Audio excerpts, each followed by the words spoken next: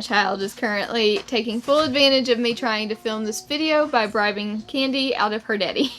Hi everyone, today I am talking to you about the Willow milk containers.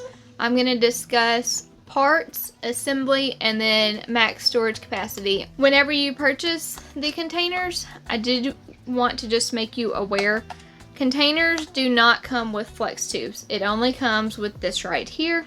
So you have to have the flex tubes to be able to pump with them. It's the equivalent of a duckbill or membrane for other pumps. So make sure whenever you're purchasing your containers that you go ahead and grab another set of flex tubes. That way they'll have their own and you'll never have to worry about being without. When it comes to parts, you're going to have the physical container. This is what holds your milk. You're going to have a little tab that hooks on the back here. This closes the spout up at the top for where you pour out your milk. And then you're going to have what they call the container insert. This slides in. That's your technical flange where the nipple goes. And then you'll also have a flex tube on the back.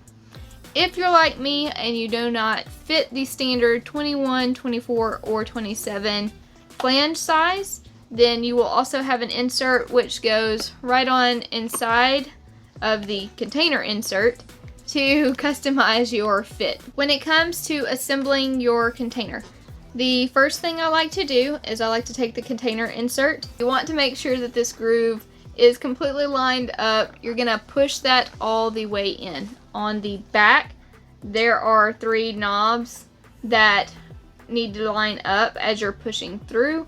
That ensures that everything is in the proper position.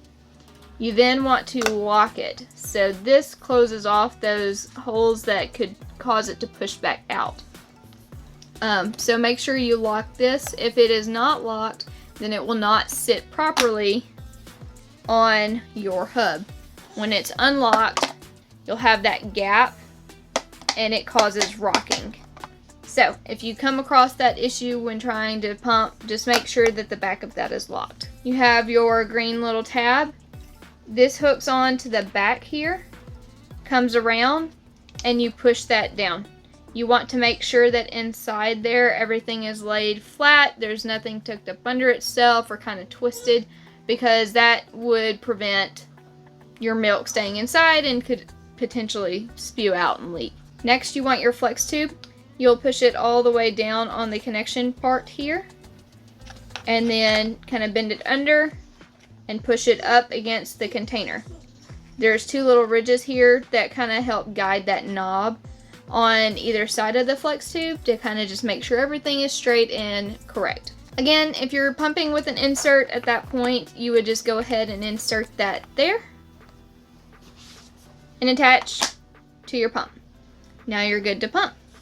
When you're pumping, you want to make sure that the number 1 is showing, because there is a air valve up here, and 1 allows that air valve to be open and all that extra air to escape. When you are ending your pumping session, you will switch it and have the 2 showing for what's called flip to finish. I'll add another video for that, and that's how you collect the last of your milk.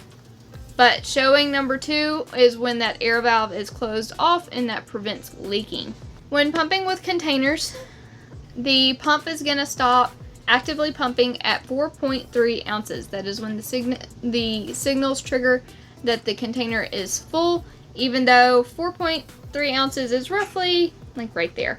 So you still have all of this space to go. There are hacks to maximize this container and pump a lot more ounces into that, but I will cover those on a separate video, so be sure to check that out when I have it linked down below. Just to recap, 4.3 ounces is what these containers are rated for and what the company recommends. And for all of your assembly and troubleshooting, I hope that covered the basics just on proper assembly. If you have any questions, feel free to reach out to me on Instagram. I will make sure to have a post there, and you can ask any questions that may arise from this video, or if I missed something, just feel free to let me know.